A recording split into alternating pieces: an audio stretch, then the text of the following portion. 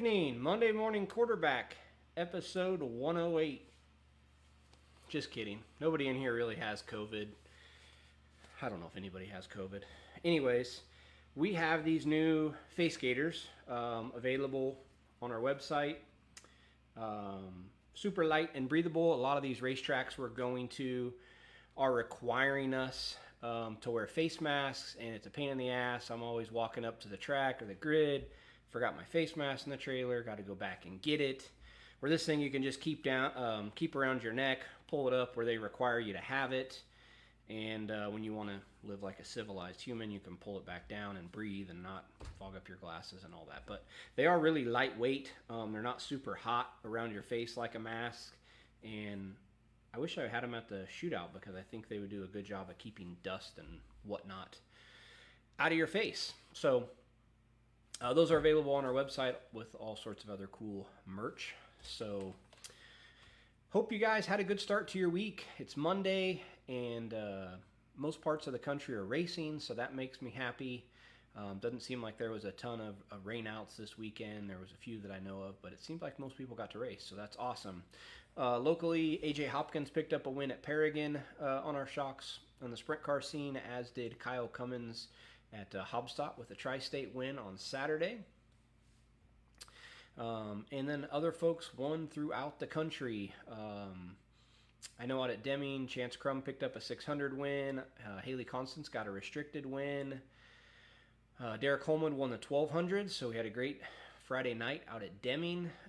Quarter midget kids won all over the country. The Storm guys had a great weekend at BAPS at the big dirt race out there, and then we had winners at just about every quarter midget track. I had parents tagging me with wins, so that's awesome. We always love to see that, and we won a bunch of other micro races throughout the weekend. So certainly cool that people are racing. Tag me at CSI Shocks when you win a race, because I try to share every one that I get tagged on our Facebook and Instagram stories throughout the weekend. I'm like continually adding those. We have too many to make a Facebook post for every single win, but it seems like the stories is a nice, quick, easy way to acknowledge you folks that win races. So I'm going to go through our topic tonight, and I've given it a fair bit of thought, and I want to go through all of that. But as I'm going through that, feel free to ask questions, and I will stop at the end and answer all of your questions, whether it be pertaining to the topic that we're covering or any other racing questions that you may have, pit logic questions. More than happy to answer all of those for you. So last week we were at, I was at Kokomo Saturday and Sunday for the quarter midgets. They had a triple header up there, so that was good to be up there and helping customers and getting to race with Hudson. Our other employees were racing everywhere. I think Trevor went to Gas City, Putnamville, Terre Haute. Braden, one of our shock techs, he raced at Gas City and Putnamville. And so, yeah, we were here, there, and everywhere last weekend. This weekend, my plan is to go to Bloomington Speedway on Friday night. IRP on Saturday. Haven't been to a pavement midget and sprint car race in some time, but we have a fair bit of customers running out there. We built some new sets. That's a big push for this race. The night before the 500 is back, and there's like over 20 pavement midgets and sprint cars entered for Raceway Park. So that's going to be a cool one. Be there Saturday. And then the fairgrounds for the Hoosier 100 on Sunday. Last year, when we left the fairgrounds, we all thought it was the last one ever. But one good thing to come out of the pandemic is they have not laid a bunch of stone on that historic racetrack for horse racing, and it's still dirt. So they're going to run flat track bikes there, I think Friday, Saturday, and then champ cars on Sunday. So looking forward to getting to see the champ cars at the fairgrounds one more time. And then next week is SmackDown, so that's one of our favorite weeks of the year. Kokomo is without a doubt my favorite track in the Hoosier State, one of my favorite tracks in the country. Just always provides awesome racing. So looking forward to getting up there for some nights of that next week. So finding your balance with the race car. What does having a good balance mean? A good balance is where your race car has the right attitude and a good level of forward and lateral grip. Okay, doesn't mean you have the perfect setup. What it means is you have a good balance and a good platform to start to make adjustments to fine tune the race car and try to find that perfect setup. So if you don't have a good balance, it becomes increasingly difficult to tune on your race car, okay? Because instead of making calculated, small fine-tuning adjustments to get a little bit more out of it here and there, all of a sudden now we're taking big swings at the setup, major setup changes, and we're hoping to hone in on a setup and a balance all in one, and that's very difficult. So before the ideal setup can be found, you must have a good balance, okay? And the desired balance can be different from driver to driver and chassis to chassis. However, in my experience, a good balance will carry over from track to track. So the feeling of a good balance as a driver in a particular type of race car, it's going to be that same feeling regardless of the track, okay? You're going to know that, like, yeah, that feels good. Now, at this track, you might want a little bit more of this, and at that track, you might want a little bit more of that. But you're going to know when you have that balance and that good balanced feel. And from there, you can make calculated setup changes to dial in your car. So to talk a little bit more about balance, if the race car is loose, okay, meaning we have too much front grip and not enough rear grip, your balance is off. And that's going to be different from pavement to dirt because we have customers that do both. So on dirt, if you have a 10 to 15 degrees of steering wheel input in the car the whole way through the corner, that might be perfectly acceptable and that might be good. On the pavement, that's going to definitely be bad. So the balance and the feel that you need, that's going to be a combination of what the driver feels and the feedback he can give his mechanic. And I don't know why somebody's calling at 9 o'clock at night, as well as what the mechanic sees with his eyes as far as how the car looks and what the balance of the car is, okay? So honing in on that is going to be paramount to your success. And as I said, it's going to vary from driver to driver and chassis type to chassis type, but I'm confident once you get a good balance, that'll translate across many different racetracks. So if your car's loose, like I said, meaning we have too much front grip and not enough rear grip, for non-wing type of race cars, that adjustment is going to have to be purely a mechanical adjustment, meaning it's a mechanical grip adjustment because we don't really have the aid of any downforce or major aerodynamic adjustments. However, when you're wing racing, especially wing sprint cars, because they do have such a big wing, that adjustment to move the balance backwards in the car to cure that loose condition might be a combination of mechanical and aerodynamical adjustments. On a micro, like a restricted micro that's got a smaller wing and you're not going as fast, the aerodynamical adjustments to move that grip backwards aren't as powerful as mechanical. So you're kind of getting more towards non-wing type of adjustments where you have to do most of that mechanically. So if your balance is way off, I want you to make sure that these 4 things are 100% correct before you start making any adjustments to your car. Number 1, are the tires in good condition? So on asphalt, do they not have too many heat cycles in them? Do they have the right air pressure? And is it the correct stagger? On dirt, is there enough wear, tire wear left on the tires that have a good sharp edge still? Is it the right compound for the track you're running? And do you have the right air pressure? So tires can totally throw the balance of your car off, and you'll get to chasing your tail making adjustments when really it was just a tire situation, whether it's a bad set of tires, a wore out set of tires, not the right compound, not the right air pressure, etc. 2, is the race car square and nothing's in a bind?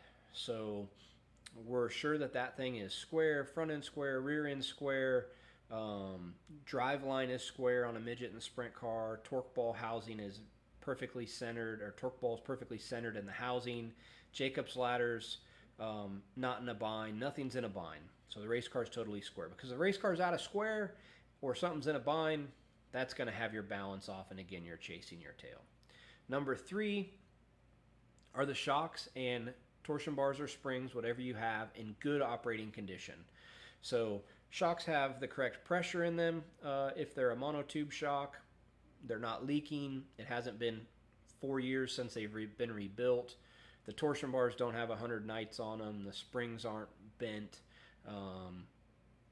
That stuff is in good condition. That would be number 3. And number 4 is that you have a good starting setup. Again, this doesn't have to be the perfect or ideal setup, but if it's a place you've never been to or a car you've never worked on, you've talked to somebody that's had a level of success, and you have a good baseline, right? You have a decent starting spot. Because again, your balance will be way off if you have an off-the-wall setup in the car that is not going to work for your application. So that would be the last thing, is to make sure you're set up somewhat in the ballpark. Those are kind of all the things that I want to talk about as far as having a good balance, making the right adjustments, and then making sure that those 4 important things are 100% correct on your car before you start looking for things to change to correct a balance issue in the race car. So anybody have any questions, fire away. More than happy to answer them for you. Looks like there's 40 or 50 of you guys tuned in live. I'm here to answer your questions from now until you quit asking them.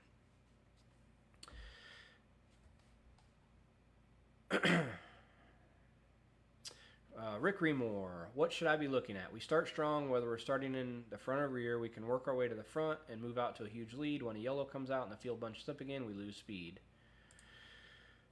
Matthew always gets a good start and pulls away, but after 1 to 2 laps, the field catches and passes us. Prior to the yellow, we would be continuing to pull away. So Rick, great question. Rick is a quarter midget customer, and this is something that I would have been totally lost with answering prior to, gosh, I don't know, 6 or 7 years of extensive quarter midget experience now, running house cars, now running my son. Quarter midgets are very, very sensitive race cars because we're dealing with such a small amount of horsepower. So Rick, what I believe is happening is your setup is a great long run setup, meaning that the longer the race goes, the better your car gets. When a lot of your competitors' cars may be getting tight, your car is not getting too tight to the track, and you're continuing to run fast or faster lap times than when you did at the beginning.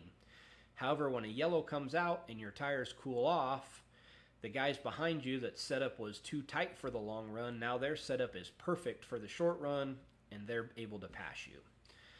We experienced that numerous times our first couple years on the national tour. We got in a box where we were running setups with extremely low cross, and if the race went green to checker, we would murder them. But if we caught a yellow late in the race, we were a sitting duck. And one of the hardest losses for me to swallow was with Jackson Bishop, heavy 160 at the Brickyard. We literally are coming up to lap 3rd place with about 3 laps to go in the race. We'd lapped all the way up to 3rd, I believe. And the yellow come out, and the car didn't fire great on the restart and allowed a guy to get under us, kind of roughed him up a little bit, and we lost the race. So, but we were on an extremely low cross weight setup, and it was just getting faster and faster when everyone else was tightening up. And then when the race restarted, it just was going to take us a couple laps for that right front to get hot and start turning again, and we were a sitting duck. So hope that answers your question. Matt, is there a correct way to mount shocks, eyelet top or bottom? No, there's not. The shock will work fine either direction. People will argue that you should mount them shaft down, body up for less unsprung weight. To me, it doesn't matter. I don't think that's a measurable difference. I always mount them where it's easiest to route shock adjuster cables if you're running cockpit adjuster cables, or if you're not running cables, where the body's not going to be in the direct line of heat from the exhaust. So like on a sprint car, a wing sprint car, if you're not running cables, if you mount them body down and you got long mufflers and the exhaust is really close to the shock and it's just baking that shock body to the point that it's discoloring the anodize, etc., I'd flip it over and run it shaft down. But that would really be the only things into consideration for me. Performance-wise of the shock, it makes zero difference. So hope that answers your question. Casey and Rose Cox, is the faster classes like World Formula, should I change on my setup from a 160? Yes. 160 and Animal would be similar setups, but World Formula we're definitely going to be a little bit tighter. So typically on a World Formula, a little bit more cross, a little bit more rear weight, a little bit stiffer left rear spring. Those are the initial couple things we would do to our setup from a 160 to a World Formula. So, Eric, can T-Bone still push off a quarter midget? That's a good question. He's been out of the quarter midget game for a little bit, so I think he can. I think he's still got a little life left in him. Mark Ashcraft, when reading tires, do you want to see minimal to no buildup on the inner edge of the right front tire? No. So obviously the more negative camber you run, the more buildup there'll be on the inside of that tire. To me, that is not a major issue. I really look at tire temperatures more than anything. How is your temperature right front to right rear? I like to, typically the right rears, I don't like to ever see it more than 10 degrees hotter than the right front. The closer you can get those together, the better balanced your race car is, and so that's what I look for. Right side tires, you know, they are what they are. We're stuck with a spec compound. I feel like we run at air pressure ranges based on the amount of grip we need to get out of them. A little bit of feathering is not uncommon in the faster classes, but build up on that inside edge doesn't bother me. If it bothers you, you can take some camber out of the right front and stand it up some more, and you will see less buildup there. However, you're not going to load that inside edge of the tire as much. So, Eric Long, is there ever a time where unsprung weight is desired over sprung weight or vice versa in any form of racing you make shocks for? Not in any series that we make shocks for that I have a high level of knowledge and experience with. So I say that with a disclaimer because we do some dirt late model shocks for a couple teams, and those guys do some crazy things with sprung and unsprung weight and inertia and different things, and I haven't worked on a dirt late model and don't totally have my arms wrapped around their rear end geometry. It is very complex and changing constantly, so those guys might do some stuff like that, but midgets, sprint cars, micros, quarter midgets, no. How do you determine camber on the right front? Good question. So on high bank tracks, I would run a little bit more than flat tracks, but typically you're going to find the window that works best for you. I'm pretty much between 2 3/4 and 3.5 negative camber on the right front all the time. I don't think it's a really powerful change on a quarter midget, as long as you're kind of staying in those windows. You know, I think most people are running between 2 and 4 degrees negative camber. I know on a Stanley, their max camber pill varied between 3.5 and 4, and they ran that all the time. Most Stanley customers run that all the time. They put the max pill in, they never adjust it. With a Sherman, a Bull Rider, Nervo, those type of axles, you can adjust your camber kind of infinitely. It's not a pill, but I pretty much set it and forget it. I don't really adjust it a whole lot. I haven't found it to be a real powerful change. Any other questions? Got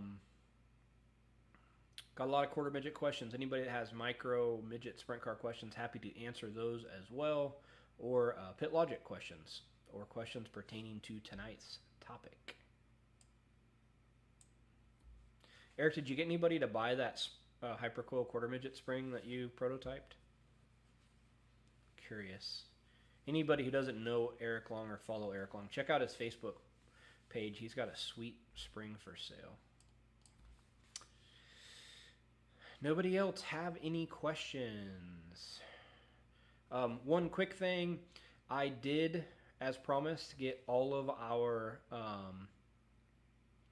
Monday Morning Quarterbacks uploaded to our YouTube channel. So all 107 episodes are there, and I will get this one added this week, so there'll be 108 there.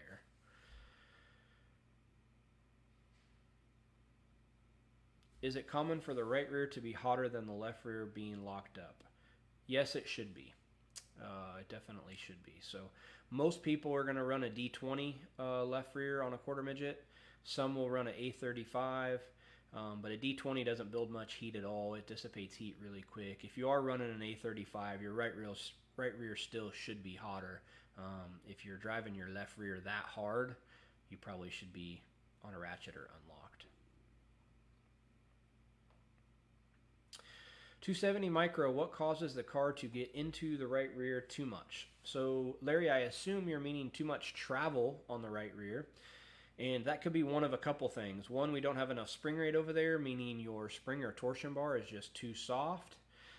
Two, we don't have enough air pressure in the right rear.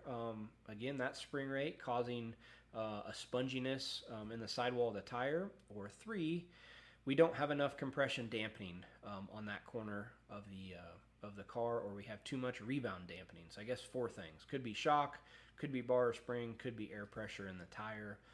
Could be a combination of a couple of them. So yeah, good question.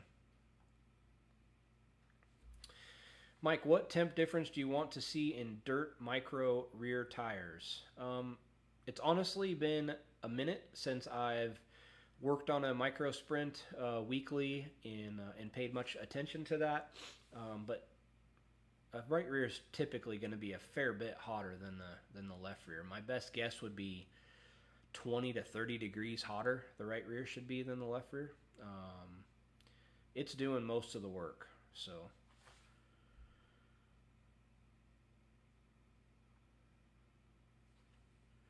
Evan, what do I like to change wing to non-wing micros, shocks, weight, blocking? So wing, we're going to drive the car with a wing down, left side down attitude, where non-wing we're going to drive off the right rear more. We don't have the advantage of the wing, obviously, for rear grip. So trying to move that balance rearward, one of the mechanical things we would do on a non-wing car is we'll run less front rebound than we would with a wing. So again, non-wing will run less front rebound than we would with a wing to help transfer weight to the rear and get that rear grip. Again, shift our balance rearward some. The other thing is sometimes non-wing will run softer bars in the back. Again, we don't have the downforce, and we need to get the roll and the travel out of the back of the car, so some softer rear bars in the back would be another common thing. And then typically with a wing car, we're going to add rebound to the left rear as the night goes on because we want to continue to get that left side down attitude. Where a non-wing car, we're going to remove a little bit of rebound out of the left rear when the track slicks off to try to get the right rear in play more and stick the right rear a little bit harder. So,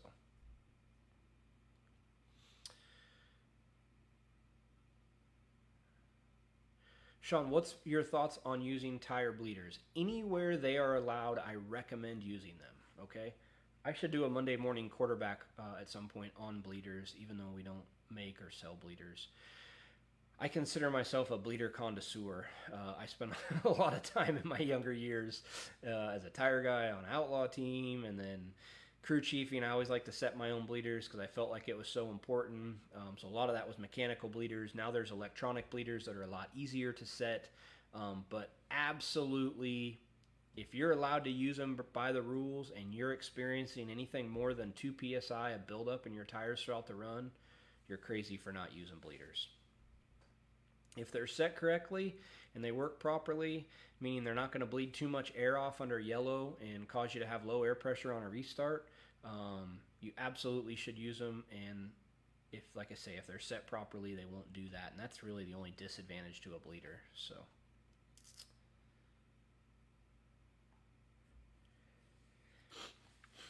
Allison, how much reverse rear spring split can you go on heavy Stanley car for concrete high grip and lowering left rear spring for speed, but reverse split is getting excessive? How much is too much? So typically on a heavy car, we're going to run less left rear spring than we would on a light car because we're dragging around more weight. There's more weight on that left rear corner, and we're driving that tire into the track harder than we want. Again, we're talking quarter midgets, low horsepower. So typically we are going to peel left rear spring off. And as you can take left rear spring out of the car, you will continue to go faster. At some point, you're going to take so much left rear spring out of the car that it's not going to transfer weight to the right front, and now the right front's not going to dig and turn. At that point, we've went too far, and we need to add a little bit of left rear spring back. So I hope that answers your question. Pretty much all light cars, our left rear spring is going to be heavier than our right rear when it comes to a Stanley car. However, when you get to heavy, there is instances where your right rear is now heavier than your left rear spring. So hope that answers your question. If it doesn't, message me and I'll get you taken care of. Sean, again, we don't make or sell bleeders. From what I've seen, the electronic Swindell bleeders are the way everybody's going. I know initially there was some concerns that they bled off the air too quick, and when the tire would hit a hole, the volume would change, and it was bleeding so quickly that then the tire pressure was getting lower than desired. To my knowledge, all of those things have been corrected. It seems like most of the big teams are using those electronic bleeders, and they're very accurate and very repeatable. So that's probably what I would run if I was building a car. Before that, I always had very good luck with just your regular quick change diaphragm bleeders. They always worked well for me. So, but I think the electronic bleeder is definitely the way to go. So, okay, good. That answered your question. Anybody else have any questions tonight? If I ever sign off without answering your question, or you ask it as I'm signing off, I try to go back and answer it. But you can always shoot me a DM on my personal Facebook, or email me, Garrett@csishocks.com, or ask it on the CSI Facebook page. We're always happy to answer your questions. Another thing is, if you have a topic you want to see covered, I'm all ears. Sometimes from week to week, 108 episodes in, it's hard to get creative and come up with something totally new to talk about each week. So if you have a particular topic that you feel everybody would benefit from, more than happy to accommodate that. So, all right, guys. Well, we hope you have a fantastic week. Hope you get to race somewhere this weekend. And thank you for tuning in. We will be back next week for episode 109. Take care.